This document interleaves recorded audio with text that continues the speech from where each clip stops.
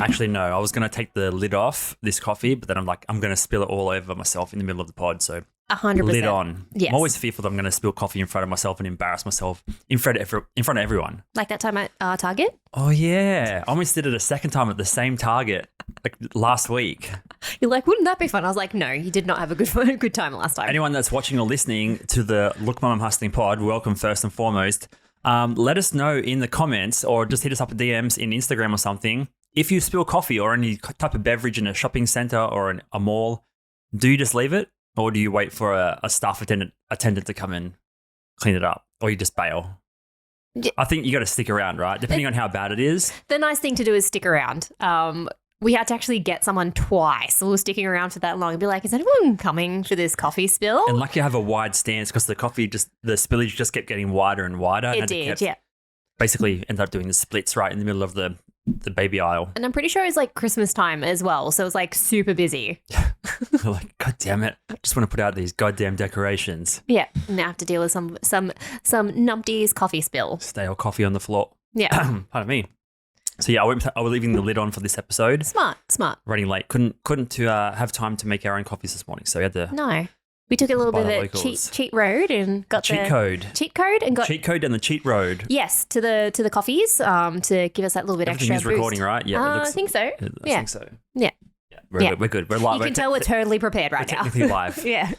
So yeah, fear. I guess that could be a theme of the episode. It could be. Fear. Yeah, because we've just finished. Actually, we started watching it. We thought this would actually be a perfect topic to talk about on the pod. Because we mentioned it last week. We did. We kind of got this layover effect in between episodes now. Unintentionally. Yeah. Look at us being pod experts. Yeah, totally.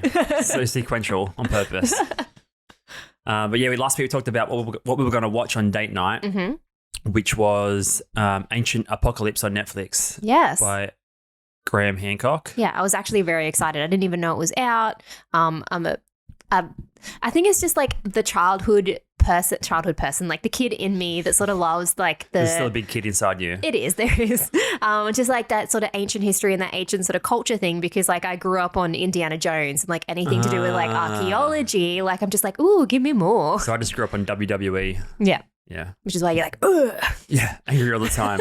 Trying to make up scenarios and stories in my head to play out in real time. That's why you're so dramatic. It could be. Yeah. I'm just like a mini Vince McMahon. Yeah. And that's why I always try to swoop in and solve problems because I'm like, you know, like Indiana Jones and be like, I can solve this. Did you do history in school? I did. Yeah. So I did ancient history all through high school. So like from year 10, it was actually selective that I chose. Big nerd. But yeah, I loved the ancient history. Ancient Egypt is like super interesting. Like, give us a rundown of the teacher that you had.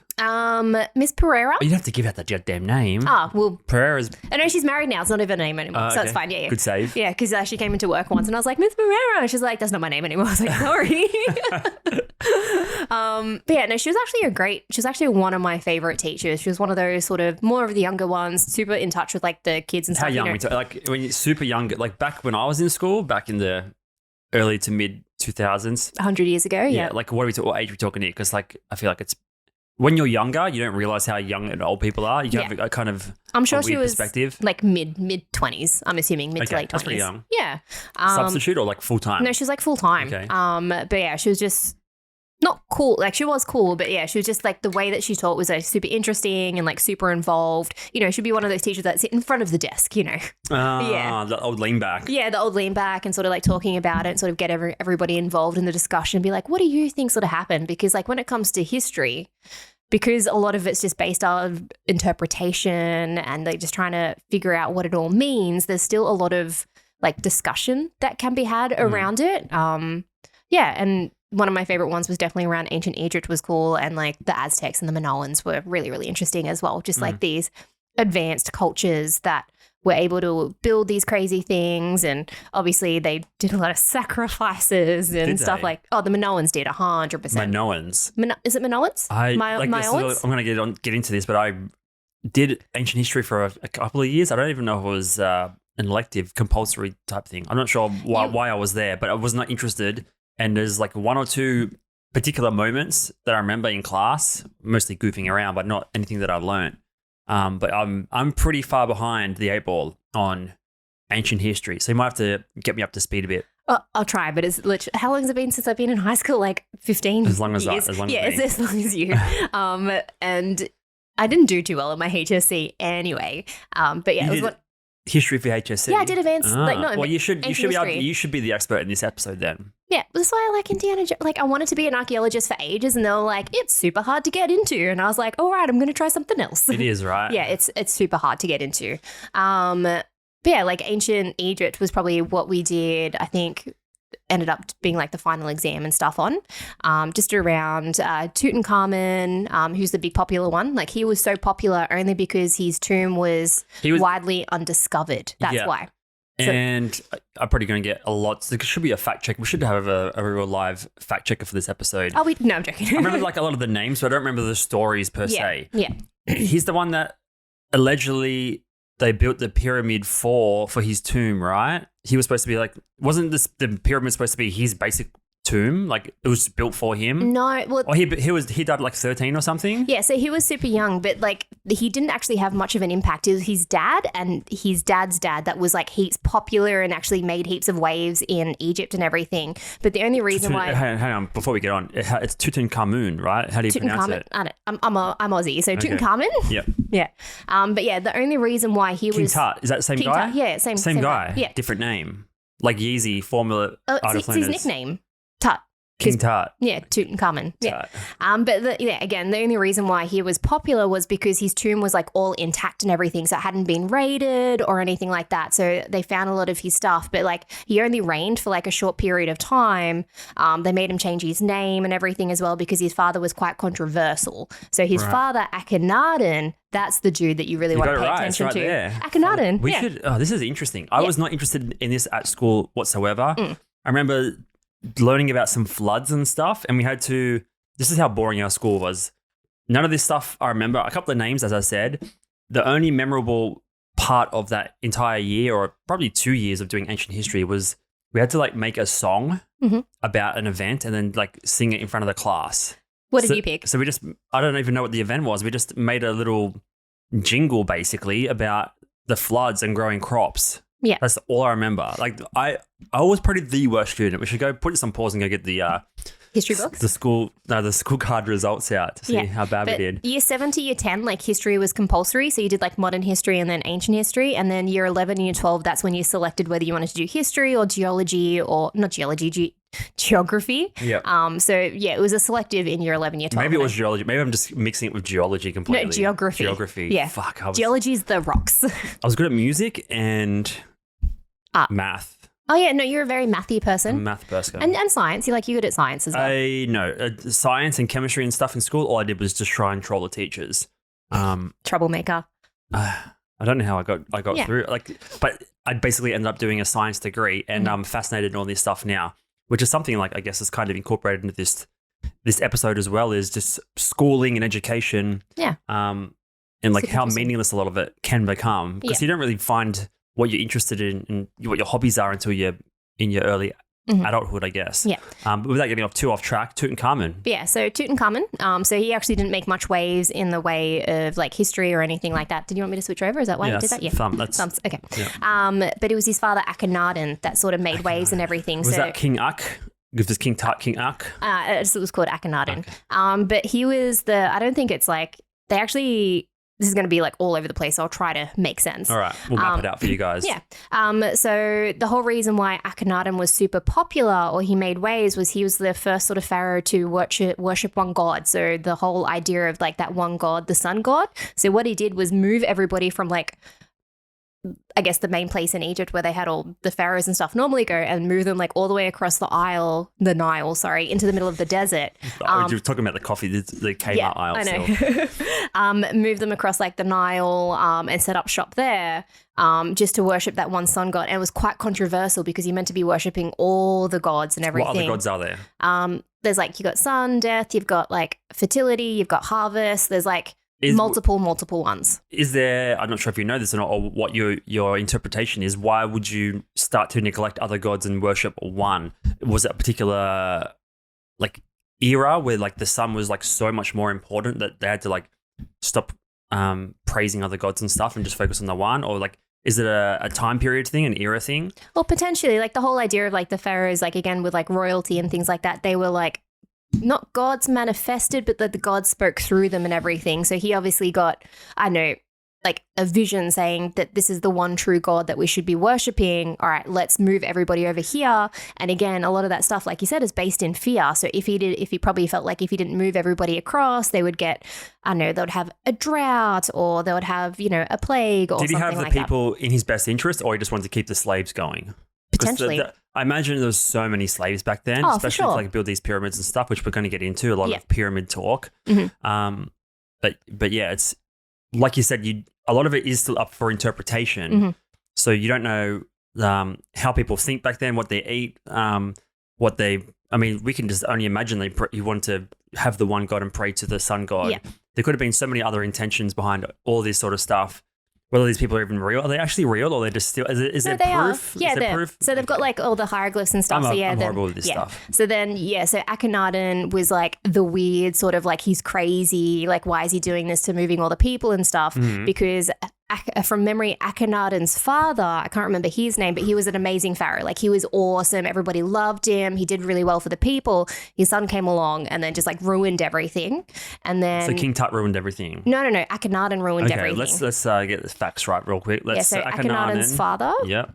So he was apparently an amazing pharaoh. So predecessor Amenhotep. Yes, Hotep. Hotep. Yeah. So he was like an amazing one. Yeah. So what era was this? This is about 1300 BC. So what's that? 3,500 years ago. Mm. Interesting. Yeah. So then, he was crazy and changed all that. And then I think Akhenaten died or got murdered, however that goes back in there. And then so what it was, all the advisors and stuff then took Tutankhamun, changed his name. It was like, it started with an A as well to do with like the sun god. Yeah. So changed his name to Tutankhamun, moved him over, made him pharaoh. And then obviously he was quite a sickly child because a lot of inbreeding and stuff, because I'm pretty sure Akhenaten married his mother or something like that. Like it was all very, very bizarre. Why do you think there was so much inbreeding and stuff back then? Royal bloodline. Okay, because it's just like if we introduce any other genetics into the system, they're not royal. Like there's potential for it to just be like downgraded. In Wealth, right? You want to keep it in the family. Yeah, 100%. So, and same as like, the modern day royal family, this right? This is what's interesting here. I'm looking at Amenhotep, right? Mm-hmm. According to different authors, he ruled Egypt from June 1386 to 1314. How do they know the month that far back? The hieroglyphs and stuff. So, because, it was because of the hieroglyphs and stuff, they were able to date because they recorded everything. Precisely. Yeah, they recorded everything. So, interesting. And that's why ancient Egypt is such a popular thing to study, is because there's so many hieroglyphs, there's so many tombs or pharaohs' tombs out there with so much information. They pretty much wrote down their history and everything. So it wasn't the first culture to write it down, but it was probably the first that they were able to decipher. Maybe we should go to Egypt one time. Let's start saving before it all closed down. Yeah. Did it all you can't go there anymore? No, like a lot of it's eroding, right? Because there's a lot of tourists and everything. A bit like Pompeii. Like, okay, so that segues perfectly into today's conversation, right? Ancient Apocalypse, erosion. Yes. So we watched this show, Ancient Apocalypse. Thank you for the rundown on ancient Egypt. Thank you. Thank you. I'm glad my memory is still slightly intact. Yeah. You should pull out your HSC exam essay. See what I wrote on what you wrote on it. Yeah. Akhenaten. Yeah. But yeah, the documentary series on Netflix, Ancient Apocalypse. Very controversial, by the way. Yep. Super controversial. I mean, it's hard for me to play both sides when I barely know one side of the story, right? But it's interesting nonetheless. The series, I guess, in essence, how would you describe it? It's trying to discover or trying to uncover prehistory. So before all this period, there's all these pyramids from around the world and all these different mega structures made out of stone and stuff. And it's hard to decipher or carbon date when they actually existed or what civilizations inhabited them at certain times. And it's just basically the series is about going around the world into these different cultures and countries and looking at all these old structures and trying to work out, is history that we're taught in school and in books correct, or is there evidence for a lost civilization that has helped all these different pyramids and stuff get built over time? So that's a very basic way of describing it, right? It is, yeah. What I find really interesting about this is like with all this information, obviously take it with a grain of salt. Yeah, of because course. we're not experts, we're not archaeologists. We're relaying a very condensed documentary series. Yeah. There's a bunch of books and stuff that Graham Hancock's written over the years. Yeah. Probably tens of hours of podcasts where he talks about this stuff at length. We're not historians, we're not archaeologists by any means. It's just a fascinating topic to us. 100%. Yeah, like it's just super interesting because it makes sense, right? Like we've got like a particular like time frame that we're working off, but and I think what it really ties off is like the younger Dryas. Yeah. Am I saying that right? Yep. So the great floods and everything. So if that happened, it could have literally wiped out everything and there would only be like limited survivors, and then they have to restart culture and restart again, because with those great floods it would have affected like a lot of places, but not every place. There still would have been maybe, you know, tribes and like hunter-gatherers and stuff still around, like underdeveloped, whereas these super developed places got destroyed all across the globe, and then there's no evidence that they ever existed. And that's like the whole idea of this documentary was there a civilization before the great floods that was advanced? Exactly, yeah. So like the Aztecs and like the Minoans and stuff. So it's sort of working on the period after the Ice Age, right? Like I'm so bad with like putting times together. I can barely put together like what we did. Our own time frames, yeah. It's actually crazy when you think about how far back it is. Like I think most people that don't think about it, like me, probably have a time scale in their mind of like a couple of hundred to a couple of thousand years back to like Egypt, or like when Jesus was supposedly roaming the earth, right? A couple of thousand years at most. But to like try and comprehend tens of thousands or hundreds of thousands of years, it just becomes incredibly hard to like fathom what could have taken place, the types of environments that people were living in. Yeah. Well, you think about now, right? So we'll get into this in a sec, but like we've just been through, or like still kind of at the end of it, like La Nina, right? It's been like almost 6 to 7 months. It's been nonstop since probably May. Yeah. So could you imagine back then, like more intense version of that? And it's just like constant rain, constant floods, just wiping away everything. I mean, we've got like not half of Australia, but like some parts of Australia like completely underwater, and then everything gets destroyed and wiped away. So it could totally make sense that could happen and completely wipe out a culture. Yeah, if we've seen it, we haven't seen like dramatic devastation and stuff. Like we've seen pretty bad floods and stuff every so often. But if we've seen this at a minor scale multiple times in our lifetime, that's what I'm trying to say. Like over 100 or 1,000 years, like you can only imagine how much damage can be done by natural elements. To civilizations and humanity, right? Yeah. So could you imagine if this whole Younger Dryas was actually just like an older version of La Nina? Right. Yeah. So this is, I believe it happened after the Ice Age. Yeah. So the whole point was like the not ice caps, but like everything was starting to, so after the Ice Age, after the comet or whatever, like the dust went up into the sky and like pretty much blocked out the sun, so everything got colder and that was everything. The dinosaurs though. Yeah, I know, but like this is like sort of like after the Ice Age, right? Yeah. So everything got colder and everything froze over. Then as the sky started to clear and started to warm up, everything started melting. Right. So I believe, my understanding is this all sort of is around the end of the Ice Age, right? And the places we're going to get into in the episodes on this documentary supposedly as a result of the Younger Dryas impact theory. Evidence, yes. Evidence. So let's just give it a quick breakdown here off the old Wikipedia. The Younger Dryas impact hypothesis is a speculative attempt to explain the onset of the Younger Dryas, which was like a period in civilization, as an alternative to the long-standing and widely accepted cause due to a significant reduction or shutdown of the North Atlantic conveyor. So basically, the theory is that there was a gigantic asteroid that hit the Earth, and basically multiple meteor airbursts and impacts are claimed to have produced the Younger Dryas, depositing peak concentrations of platinum and basically dust and all sorts of weird stuff into the air. And it just created massive floods, like out of nowhere, like overnight, basically. Yep, like flash flooding. And that's kind of where they go into these previous civilizations and different countries and structures and try and piece together what kind of an impact the Younger Dryas impact had on them, right? Yeah. Should we just kick it off and just go through like the first episode and like what you think and stuff like that? Because Yeah. I'm not really giving it much Justice? hype here. Yeah. No justice, no hype. No justice, no All right. hype. That should be the tagline I'll for the switch show. over anyway. So like, and a lot of these structures, which I thought was super interesting within the show, was they're either up high on mountaintops or hills. Like Yeah. way up. Yeah, or like they're big, heavy stones for like protection. Yep. Or they're like deep underground for protection as well, which was very, very interesting. Right. But yeah, So again, if we haven't made it very clear, this is basically trying to find an alternative, or just trying to find more evidence for why some of these structures exist and how far back they're dated and who actually created them. Because as we just said, there might have been advanced civilizations that created these things that have been wiped out. And we're just trying to uncover. Well, we're not trying to uncover. We're just trying to like understand, I guess. understand the documentary. Yeah, really. yeah. Because the common theory is like they just had the hunter gatherers and then they Yes. started to build them, and then like, That's the main point. Yeah, Yeah. and So then the argument is, were hunter gatherers able to construct these type of things? And if they were, they kind of apparently just made them overnight. exactly. Yeah. But the kind of consensus theory is a lot of these structures existed hundreds and thousands of years before.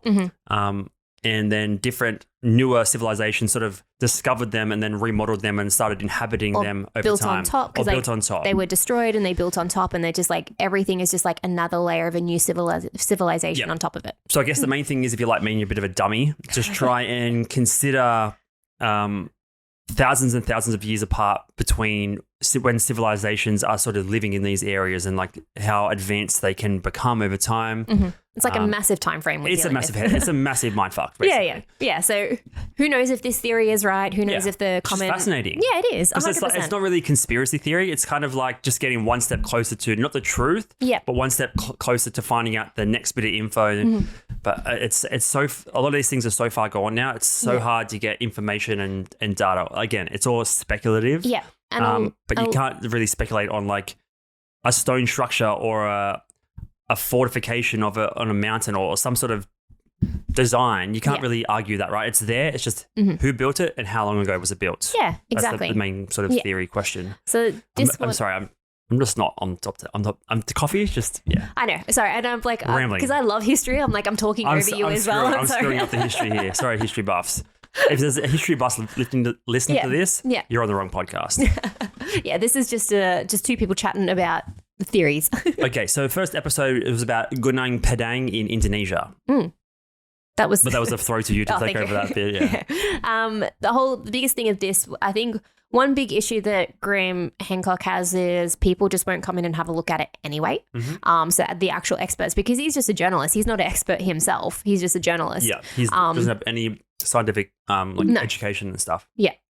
Um, So Gunung Padang, are you going to take this or yeah, am I no, gonna I'll take be this? good. Okay. So the biggest thing about this is they were saying it was natural formations from like volcano rock and stuff like that, but it was like they had mortar in between the rocks, like everything was like too heavy. And they even found You're jumping the gun, baby. So break it down what it is first. So in Indonesia, there's this big mountaintop, right? yes. And they discovered these huge. You see how I'm like setting it up? I'm not trying to be a dick here, but you jumping the gun like people have watched the episode. Yeah. Yeah. You know me, I always jump the gun. You jump the gun a bit. Yeah. Yeah, there's this mountaintop that has all these huge stone blocks, hundreds and hundreds, or it'd be probably thousands of them, right? And they're all in a mishmash sort of formation, as you can see here if you're watching on the YouTube and Spotify. And he's trying to determine why they're there, why they're all of a very similar sizing and length The purpose. and their purpose, because they're just arranged in a very, I would say, man-made fashion. Yes. Yeah. But again, it's thousands of years of erosion and wind and everything knocking it about. So they're not intact completely, but you can tell they were all there for one reason, and it's right at the top of a mountaintop. Yes. One theory was that they're made from volcanic rock. Yeah. Yeah. So that's where you can take Yeah, off your thank you. there. Yeah, which actually happens naturally. They are in those long sort of logs and stuff, but like the way they also were going in and sort of discovering, it was like they've been laid down for a reason. There was like mortar in between the rocks as well, and I think they discovered as well the rocks are actually from a different location. They're not naturally formed in that area as well, so they would have transported them. Right. And then the common archaeologist theory is that there's no bones. They haven't found any like evidence of people living there, which is why they don't go back and sort of try and find more evidence. Cool. So yeah, they sort of do 3D computer modeling to show what it potentially would have looked like. Yeah. Again, we don't know what it was built for or why. A lot of the things they touch on in the documentary are, like you said, there's a purpose to them. We just don't know what, whether it's praying to a god for rain or for gatherings or protection, rituals, all sorts of potential theories. But again, it comes back to how old it is and why and who sort of put it together, right? Yeah. It's just super interesting, this one, because you can tell all the blocks are like kind of the same shape, kind of the same size. And you can tell they were built for something. Yeah, and it's got like that sort of, not essentially a pyramid, but it's got that raising sort of structure as well, that tiered structure. Yeah, and I think what they were saying as well is they found underground caverns in there, I think, underneath. Yeah. So if you're watching this as a sort of a rendition that they believe that it could have been. So it's sort of a pyramid built on top of a mountaintop. And they do like a drone, 360 drone shot of the place, and you can tell there's not much around that's going to impede the vision. So it's kind of like they built it on top of a mountain for a reason, to view something or to get closer to a god or whatever. Yeah. So this one was super interesting, especially when they dive in to the underground stuff. So they have this technology, I think it's just called ground penetrating sonar. It's like a radar. Yeah. It's like sonar in the ocean where you can ping for like fish if you're fishing, but it goes down into the dirt. So as technology and stuff advances, it's going to become more and more exciting to uncover these sort of things. But then it's so hard to excavate because they're so far down underground. Yeah. But they believe that there was probably, I think there are 2 or 3 different chambers underneath that were progressively built over time. So they weren't all built at the same time. It's like one was built at a certain time period. It was rediscovered perhaps and then built upon by people 1,000 years later or whatever the time frame is. Yeah. So it's just wild to me. This first episode got me hooked. I was into it straight away. No, it's very interesting because just say you buy an old house, right? You're going to restore it back to its like original. You're going to add stuff onto it. So it's like, did someone just discover someone else's dwelling and then just built on top of it, or made it better or made it in their own vision, which is very, very interesting. Yeah. Yeah. So that's this is in Indonesia and it's called Gunung Padang. Hopefully I'm pronouncing that partially all right. And that got me hooked. And then I'm like, "Ooh, this is interesting. Where else are they going to go with this, right?" The next episode they talk about. Sorry for the slurring with the coffee and stuff. They go to the Great Pyramid of Cholula, which is in Mexico. Very like one of the more popular ones, 100%. Or just the South America. Just those ones are very much well known. So you got like Machu Picchu as well. Is there? Yep. Machu Picchu, yeah. Yeah. So I'm just clicking around trying to find a good image to sort of represent what we're talking about. And again, this is like another, probably already jumping the gun, but again, this is like another place that they have underground caverns and they've discovered underground areas within the actual pyramid tiered hill itself. Yeah, so this is actually the largest pyramid in the world. It's not in Egypt. It's not the tallest. It's actually has the largest like surface area. Yeah. Or basically, width and girth. Okay, we'll roll with girth. It's the girthiest pyramid known to man. The girthiest. And what's actually really upsetting is about this is like when the Spaniards came in, they pretty much destroyed everything and built like a church on top of it. Yeah. So there's a picture of the church there. Yeah. Actually a really nice looking church. Great views all around. Mm-hmm. But you would not think that there was anything underneath that at all. And what's interesting, a lot of these places are discovered accidentally. 100%. Someone's just digging a hole in their backyard or underneath their house or just trying to like build some new mini structure for themselves. Yeah. And they're like, whoa, there's a cavern down here or there's a pathway. And then they start excavating it and they just find essentially pyramids underground. Yeah. That's a nice little display there on the side. This? Yeah. Oh, that poop. Okay. Good old. We need to get an ad blocker here. I know. If anyone wants to support, I guess we'll start a Patreon now. We'll pay for an ad blocker, so you have to see that.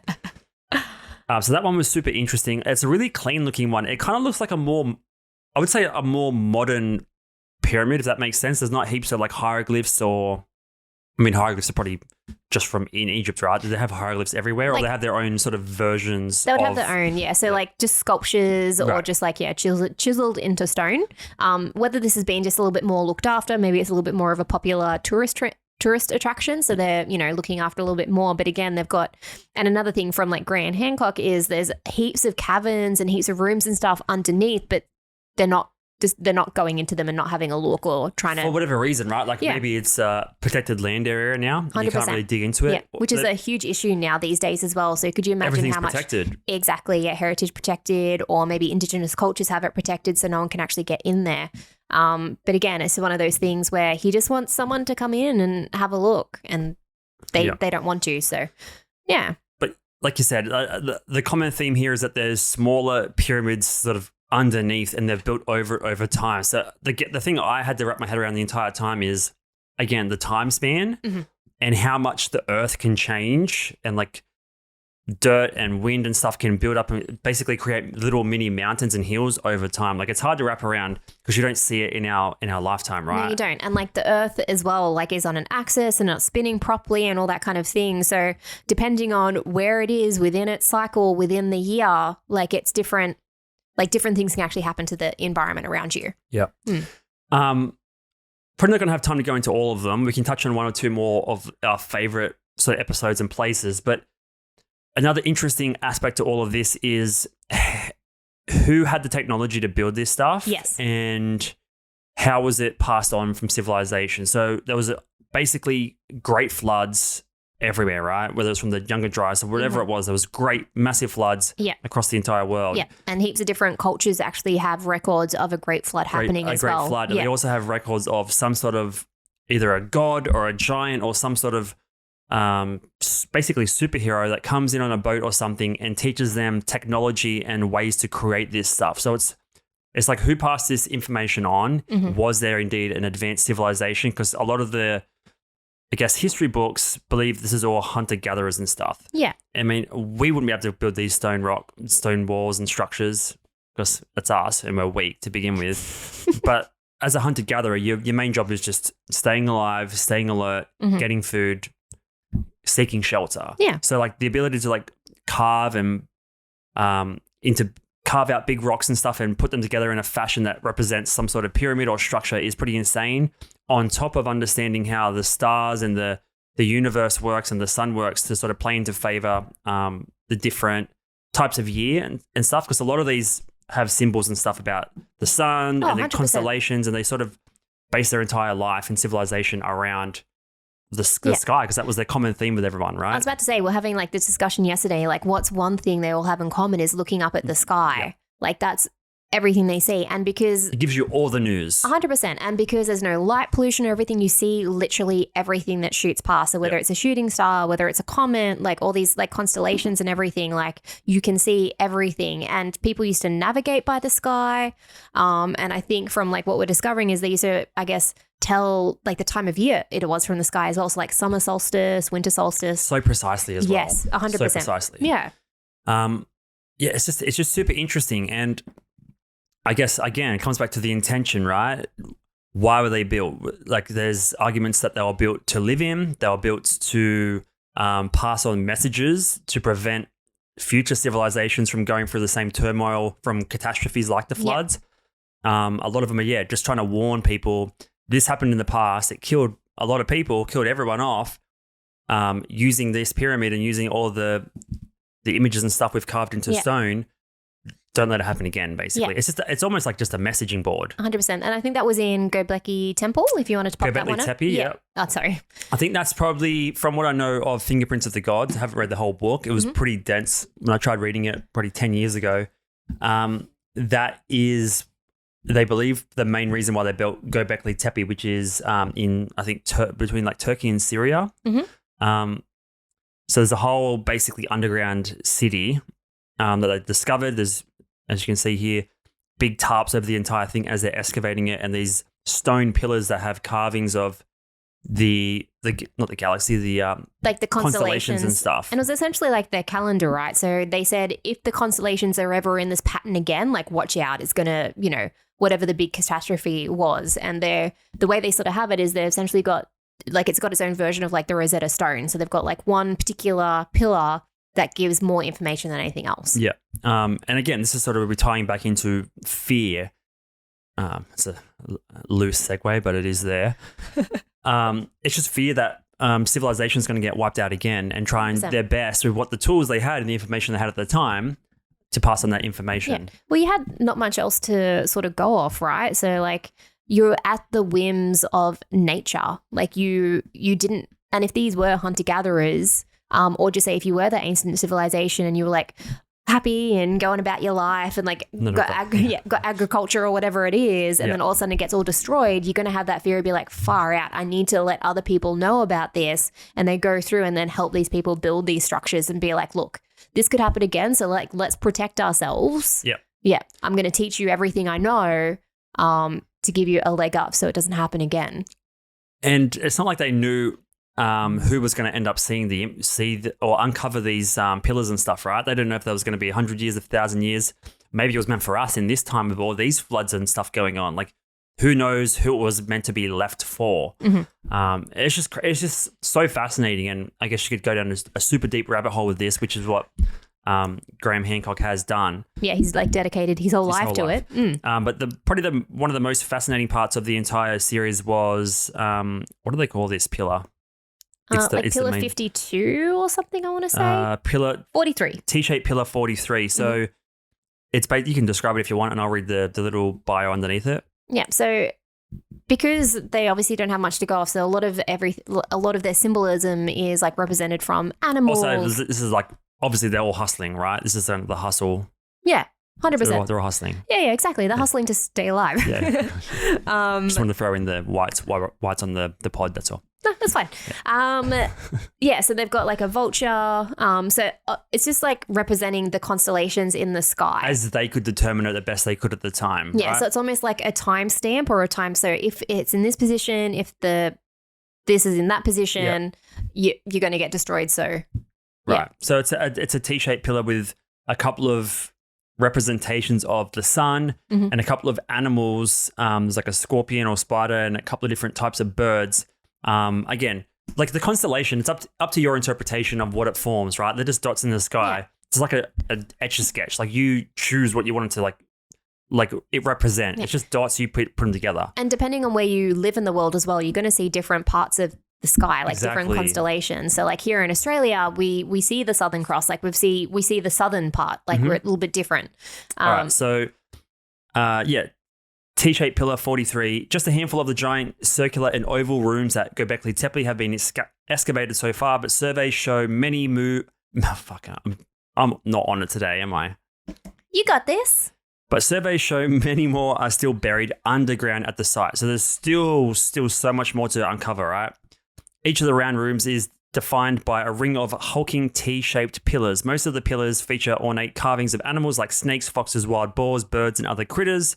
Individual rooms are also have one particular animal as its theme, which is why researchers suggested that the ancient hunter-gatherers were so-called animalists. They believed all living creatures had spirits and they worshipped them. Sort of like the Aboriginals here, they worship pretty much everything. Yeah, 100%. Every animal has its purpose, has its backstory. Exactly, they give it respect and all that kind of thing. Although many of the pillars focus on a single animal, other carvings combine the art into a more complex motif. Gobekli Tepe's Pillar 43 is the most prominent of these.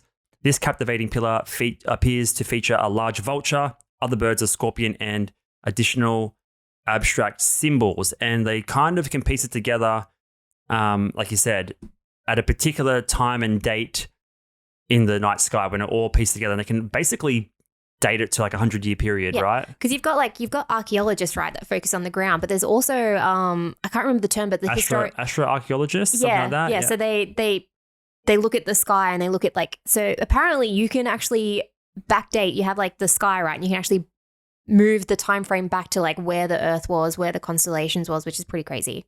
Yep. So I guess this is one website. This is in 2020 in a paper published in the journal Mediterranean Archaeology and Archaeometry. They argue that the so-called vulture stone carved on Pillar 43 is a date stamp for a catastrophic comet strike 13,000 years ago. So again, is it just a message to civilizations that are going to come after? Mm-hmm. So that was probably the most fascinating part for me. Yeah. Whether true or not, it's an interesting story. The way they sort of present it is like it has to be this, but again, it's a documentary. Its job is to persuade you into a certain way of believing things. Yeah. And they're still, like you said, they're still discovering more things about it. I forgot like how painstakingly slow like archaeology is. Like you have to be so careful. You have to take your time. You've got like little chisels and little brushes and everything because it's like it could just fall apart. Like it just fall to pieces if you're not careful with it. So it could take literally another 1,000 years to get even half the story.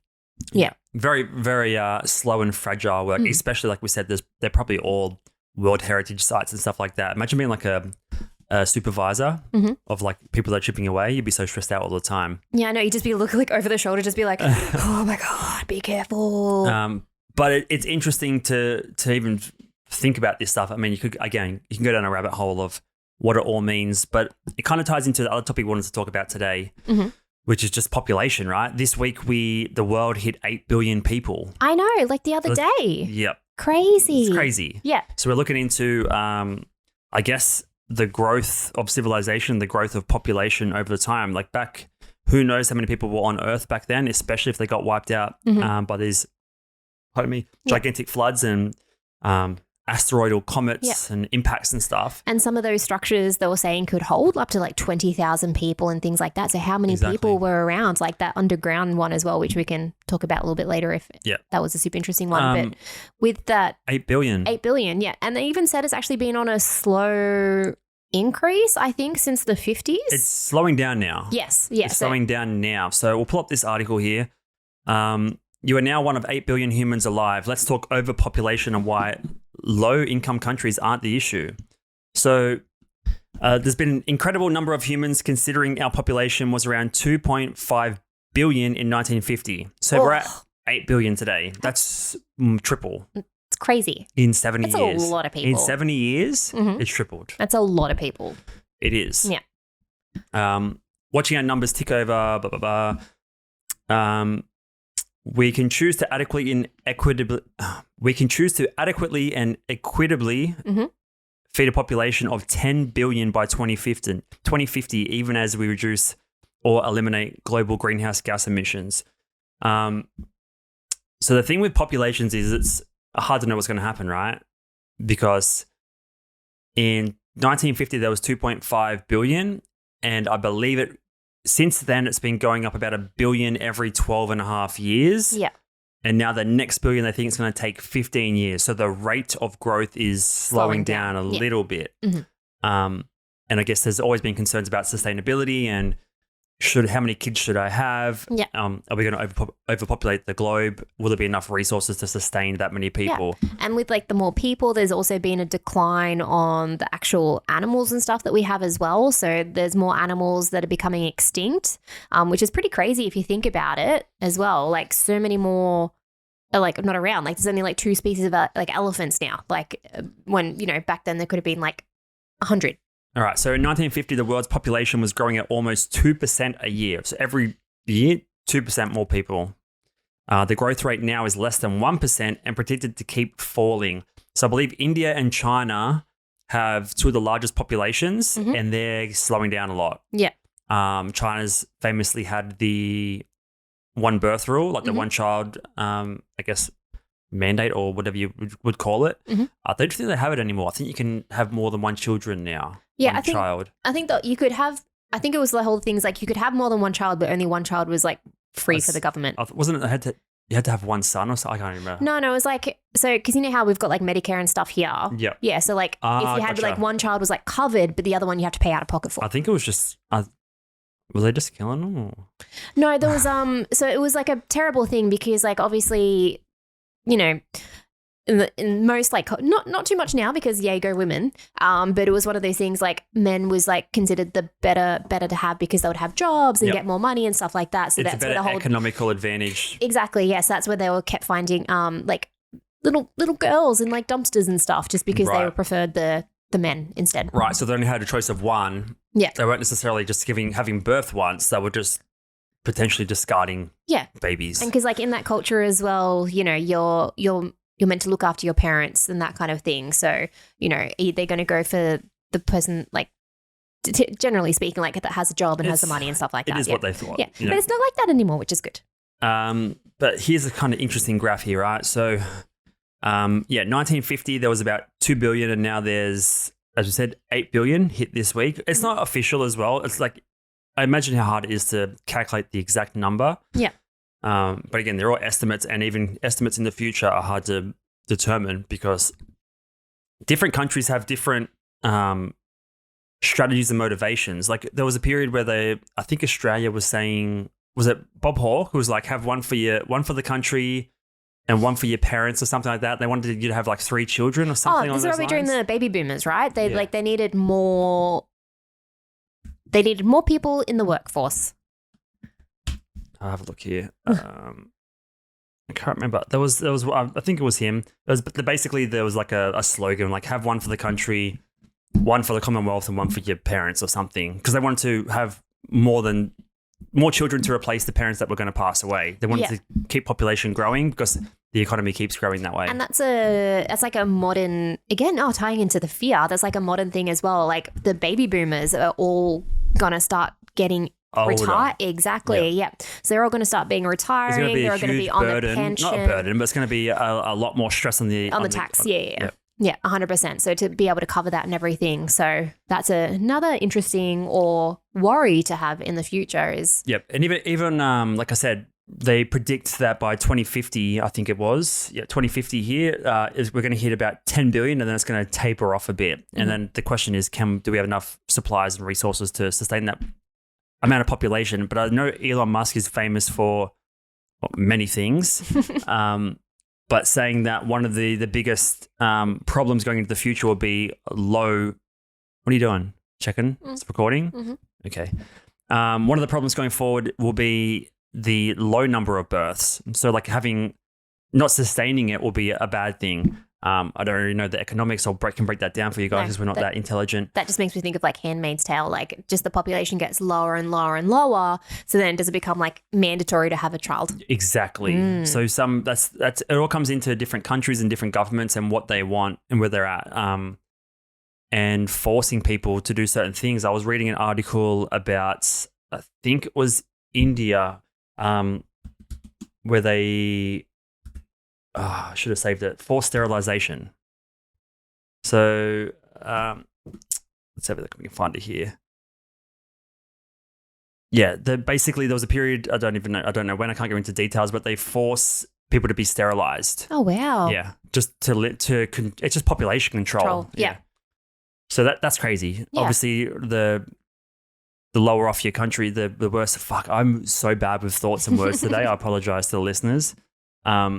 Basically how desperate the country is to like increase their economics or increase their population, they can step in and do some pretty drastic things, right? Yeah. But also like another thing to sort of tie in is like, especially in like Western cultures, female or just families are having babies later in life, right? So they're having them, like my mum was like pregnant like 22 or 24. But now like the more common age is 32, 34. So there's like 10 less years to have more babies, if that makes sense. Yeah. So that's like another reason why it's sort of slowing down is because like with medical developments and, women wanting to focus on careers and things like that. Very important point as well. Exactly. Yeah. So that's another reason why it's sort of slowing down because there's less, obviously we have a biological clock and we only can have like children up to a certain age. We've got like a less time frame, so there's less kids. My dad has like 6 siblings, kind of thing. Yeah. So when you think about it, how many siblings did your grandparents have? Your parents are now you, and now like us or people in our age bracket. Like, what do we consider like a healthy family size that's sustainable, especially with prices going up? Housing affordability is just ridiculous. Most people just only want one because you just can't afford it. Yeah. So there's so many factors that play into this. That's why I'm saying. A lot of the projections it can be off by whatever percentage because it's just you just can't tell what's going to happen in the future, and it's hard to gauge what people want from life. Like the more advanced we get, the more technologies that we get, the bigger jobs, more money we want, the less responsibilities we're going to want, and that generally comes down to having less kids. Yeah. Compulsory sterilization, also known as forced or coerced sterilization, is a government mandated program. So rationalizations for compulsory sterilization can include eugenics, population control, gender discrimination, limiting the spread of HIV or, I guess, different diseases.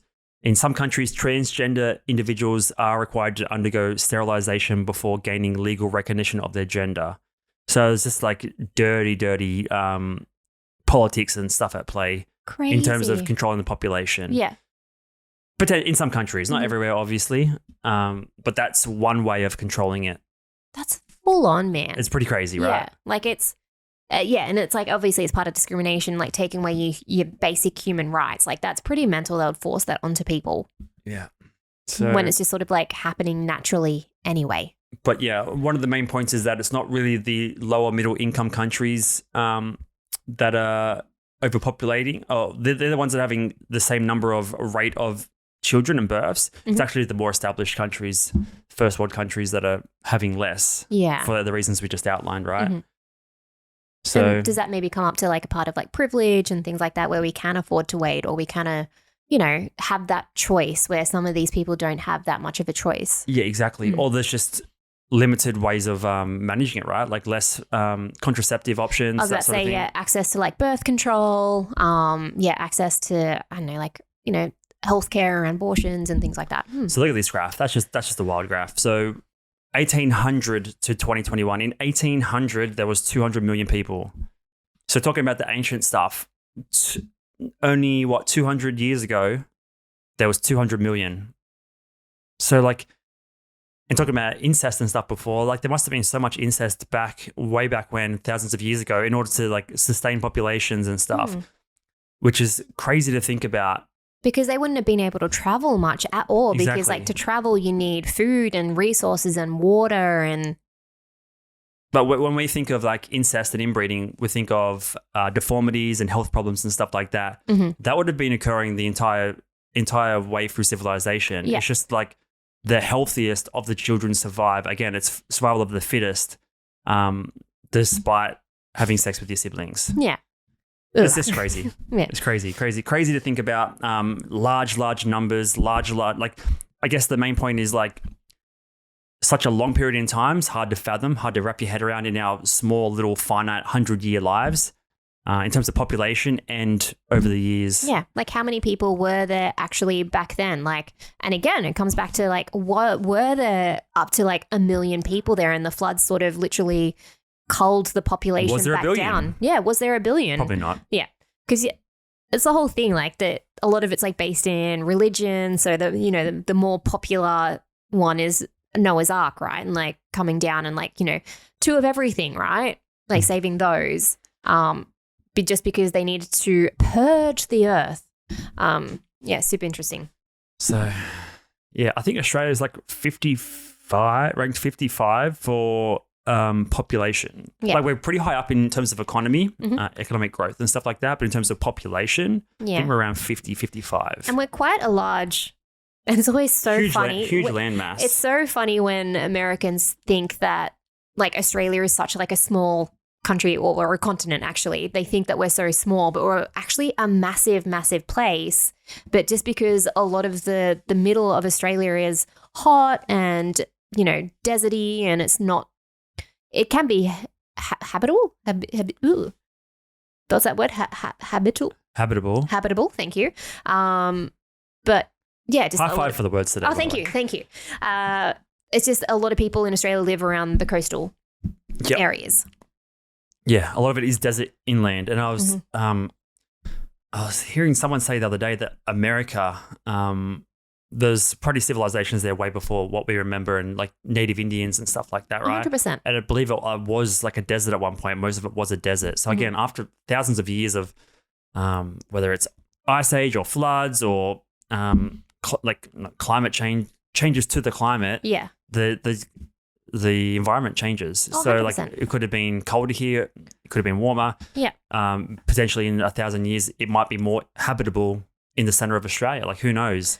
Well, there was before, because obviously after the ice age, like everything like sort of melted and came down. Like a lot of those pathways that used to be between countries are not there They're anymore. all underwater now. Exactly. And that was another episode as well. I think it was. I think it was the third one. I think it was the first one. Well, there's a couple. There was the It was Sunderland. So Sunderland was the first one because that was in Indonesia, and there was like basically a landmass between sort of Central Asia sort of area and all these little islands like Indonesia and stuff. And there used to be pathways through there. And there's another one called Bimini Road, and there's just structures underwater because the the water's risen so much. Even my dad was saying the other day, down at Nullarbor, because the cliffs are so high, that would have been like the shellfish and stuff on top of there, right? There's old fossils and stuff. 100%.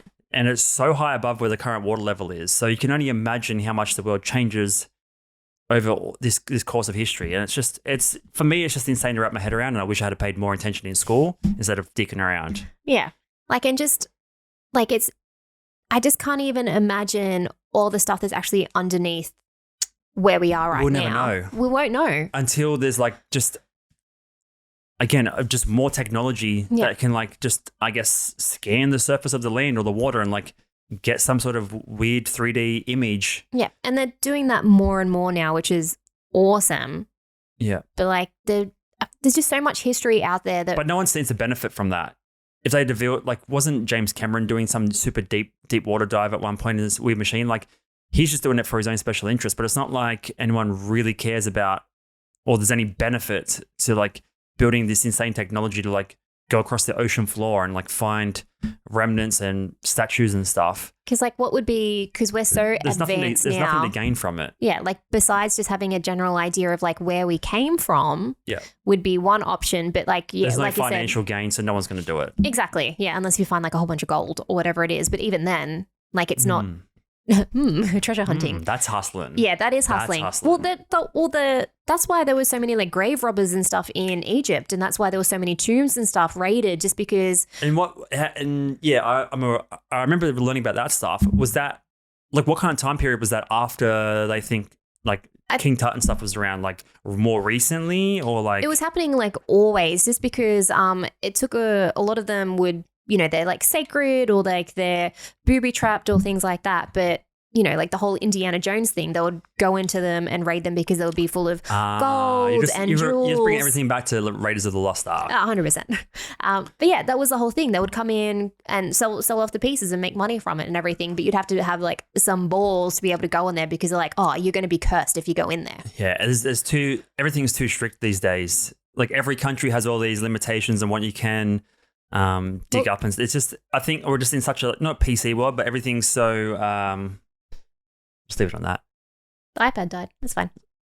You can't really do anything anymore. Every country has it's just so many rules and regulations of what you can and can't do now. It makes sense considering like, you know, the British Empire went in and like raided a whole bunch of stuff for history and took it back into their own museums and everything, and a lot of these original countries would be like, yo, we want our stuff back. Yeah.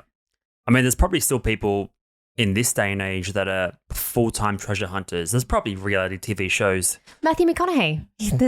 I think it's Fool's Gold. Yeah, Fool's Gold. Classic with Kate Hudson. Yeah. Classic but there'd be people that would do that. That would, I don't know, someone that's wealthy or won the lotto, again, reference last week's episode, that probably have the resources and the funds to just spend their entire life chasing lost treasures.